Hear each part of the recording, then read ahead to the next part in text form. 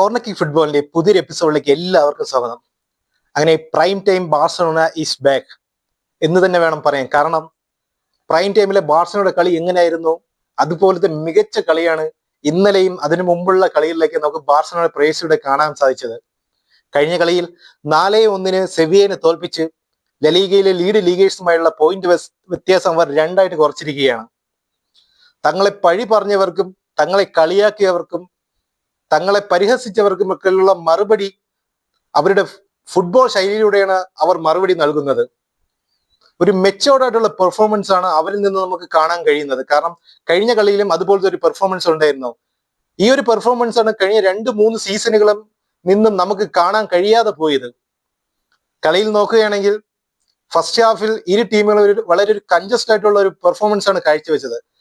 അധികം ഫസ്റ്റിലെ Barcelona attacking ശ്രമിച്ച് goal അടിക്കാൻ ശ്രമിച്ചിരുന്നുവെങ്കിലും 7-ാം മിനിറ്റിൽ ഒരു ഗോൾ വരികയും പക്ഷേ അവരുടെ ഒരു കൗണ്ടർ അറ്റാക്ക് വഴി 9-ാം മിനിറ്റിൽ മറ്റൊരു ഗോൾ അവർ തിരിച്ചടിക്കുകയും ചെയ്തിരുന്നു. 7-ാം മിനിറ്റിൽ ലെവൻഡോസ്കിയുടെ വകയായിരുന്നു ബാർസലോണയ്ക്ക് ഒരു ഗോൾ വന്നത്. അപ്പൊ തിരിച്ചവർ അടിച്ചതിന് ശേഷം ബാൾ എതിർ ടീമിന്റെ കയ്യിൽ എപ്പോഴേക്ക് പോകുന്നുണ്ടോ അപ്പോഴേക്ക് തങ്ങൾക്കെതിരെ അറ്റാക്ക് വരും എന്നൊരു തോന്നൽ കാരണം അവർ ബാള് അധികം കൈവശം വെച്ചു അധികം അറ്റാക്കിനെ മുതിരാതെയാണ് അവർ കളിച്ചത്. കാരണം അതിൽ നിന്ന് തന്നെ അവരുടെ മെച്ചോർഡായിട്ടുള്ള പെർഫോമൻസ് എത്രമാത്രം ഉണ്ട് നമുക്കിന്ന് മനസ്സിലാകാം. കാരണം ഫ്ലിക്ക് എന്ന ആശാന്റെ കീഴിൽ ഓരോ കളികളും എങ്ങനെയാണ് അതിന് നേരിടേണ്ടതെന്ന് ഒരു മുൻകൂട്ടിയുള്ള വിചാരത്തോടെയാണ് ഓരോ കളികളിലും അവർ ഇറങ്ങുന്നത്. സെക്കൻഡ് ഹാഫിൽ വന്ന തങ്ങളുടെ ലീഡ് ഉയർത്താൻ വേണ്ടി അവർ ഫസ്റ്റിലേക്ക് ഇണഞ്ഞു ശ്രമിച്ചു. അതിനുള്ള ബലവും അവർ അതിൽ നിന്ന് കണ്ടു.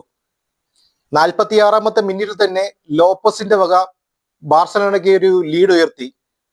ശേഷം റാഫിന്റെ വക 55-ാമത്തെ മിനിറ്റിൽ ഒരു കിടിലം ഷോട്ടിലൂടെ ബാർസലോണ 3-1 എന്ന സ്കോറിന് മുന്നിലെത്തിയിരുന്നു.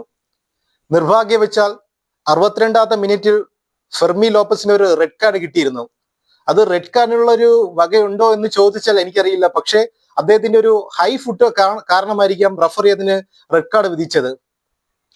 ശേഷം ഞാനായിരുന്നാലും നമ്മളൊരു കൂളേഴ്സ് എന്നാലും വിചാരിച്ചു കാണും. കാരണം നല്ല പെർഫോമൻസ് ആണ് സെവിയയും കാഴ്ചവെച്ചത്. ആ 3-1 സ്കോർ മതിയാകുമോ എന്ന് പോലും നമ്മൾ ആലോചിച്ചു പോയി.